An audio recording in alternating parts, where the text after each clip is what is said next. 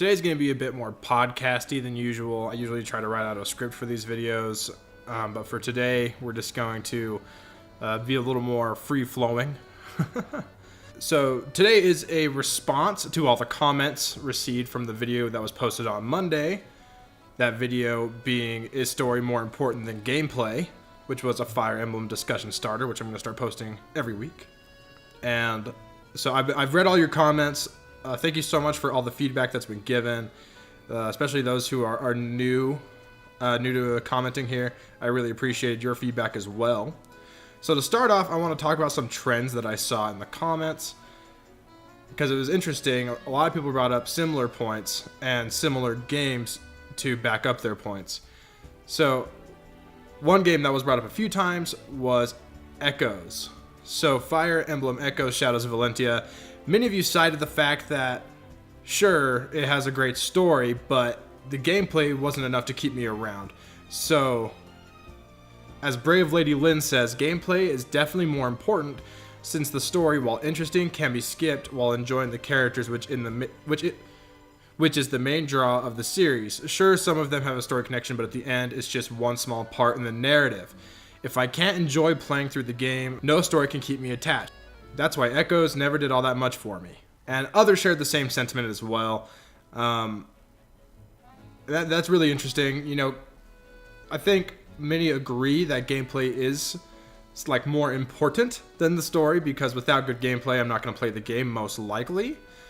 But there's some people who will fight that. One of the trends was to say that there's a few people that did say that story was more important. So TechnoFall42 says, to me, personally, story is sort of more important than gameplay because I simply can't get myself to care about a game without one. And they say a lot more stuff. But we're going to leave it at that for now. They also bring up gameplay and story integration, which we're going to get to in just a second as well. A few other people felt that way, that story is more important than gameplay. But I think the overarching theme in most comments was that of, sorry if I say your name, Great Reich. I feel that the gameplay and story should intertwine. Take Thracia, for example, where the mechanics fit the setting perfectly. Capture in Thracia counteracts the lack of money you get, since the situation is dire enough to need to capture enemies and take their stuff instead of resorting to kill them. So there were a few other people also who brought up Thracia and also Genealogy of the Holy War as good examples of story and gameplay integration. A supernatural entity also said FE4 meshes together story and gameplay better than any other Fire Emblem game, which there's debate for that, but I see where they're coming from. The story definitely felt like it took precedence over solid gameplay in that game, in my humble opinion. You know, I appreciate that. I appreciate that thought. I think another point that I want to get into is from Sigma XVII, or I guess Sigma 17 underscore would be your name. Says, I think strategy is only means to an end, and those in quotes is underselling the point of Fire Emblem. So over at Beyond Polygons, which is where I got the idea for this video, from a line that he said, where he said strategy is only a means to an end in Fire Emblem, basically meaning the gameplay is basically just, I guess to him, gameplay is a roadblock for the story, which I took exception with, and that's the whole reason I had this video, is like, that doesn't make sense to me. I feel gameplay shouldn't be thrown under the bus like that. Anyways, Sigma 17 continues, sure, it has stories to give context to what each chapter is about, but gameplay should always take precedence over story when it comes to game design. Story can coincide with it, but it can never eclipse it. Also, I want to address a point that you brought up in your comment as well, Sigma 17, where you said, I don't think FE4 needs a remake just because it's old. It needs a remake because it is archaic. I feel like archaic and old are synonyms. I could be wrong. I'll look that up after, I guess, but pretty sure those mean basically the same thing. But I understand where you're coming from. They have different connotations, meaning like archaic just doesn't teach and you bring this up as well. It says it changes so much yet tells the player nothing about how everything works, I'd also argue that the large maps can really make it a slog to play through, at least for me personally.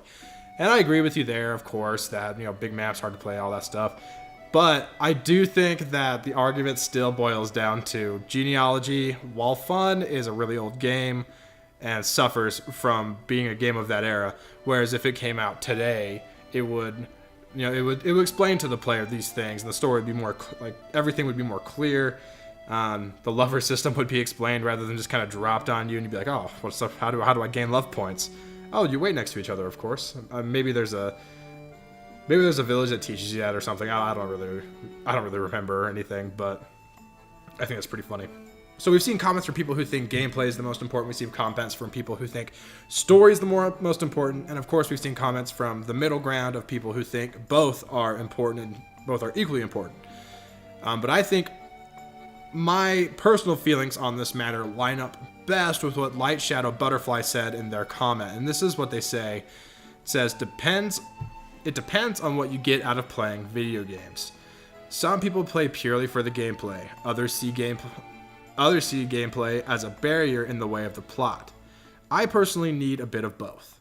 After a while, gameplay tends to get stale in any game. I need that extra push to complete it. Story is one of the rewards I get for learning to play a game well enough and pushing through to the end. That being said, if the gameplay feels 100% like a chore, it would be annoying. And if the chore-like gameplay has a lackluster plot, what is the point? So that's how I feel as well.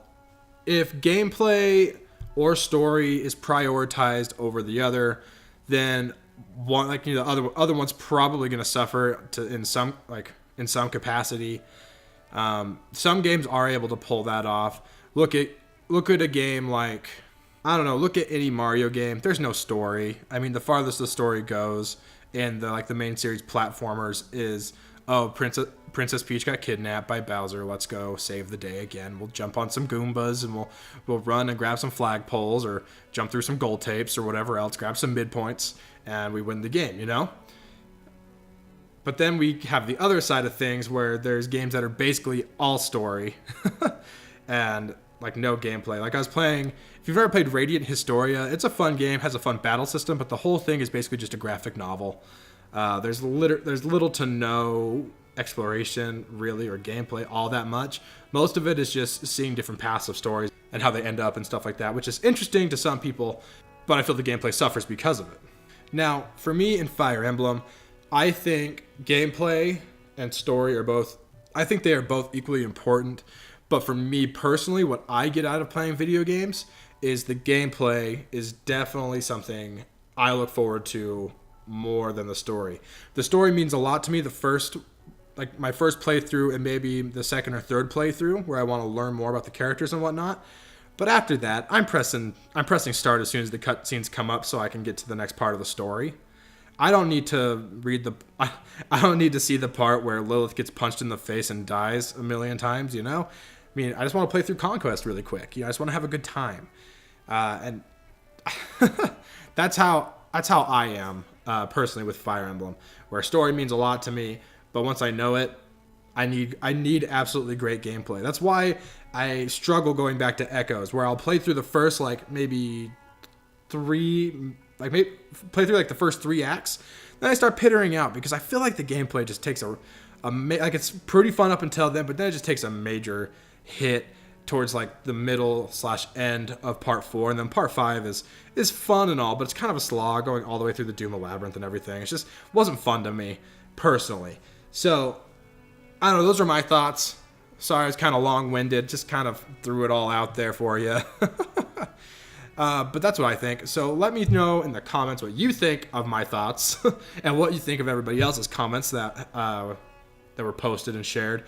But please make sure to like and subscribe as well. And honestly, I'm going to be real with you guys. If you made it all the way to the end of this video, you probably actually like my content. You probably actually care.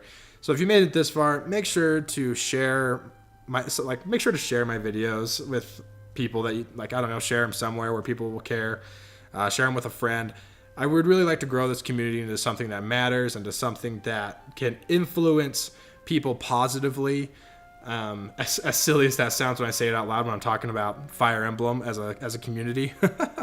But I really do want this to become a place where people can share their opinions, share their thoughts openly. But for that to happen, I need your help. I need your help growing it. So please reach out to others who are interested in Fire Emblem. Tell them about this channel, and give them a place to share their opinion without fear of being ridiculed or being told they're wrong or stupid, because there's no such thing as a bad opinion here at Fire Emblem Discussion.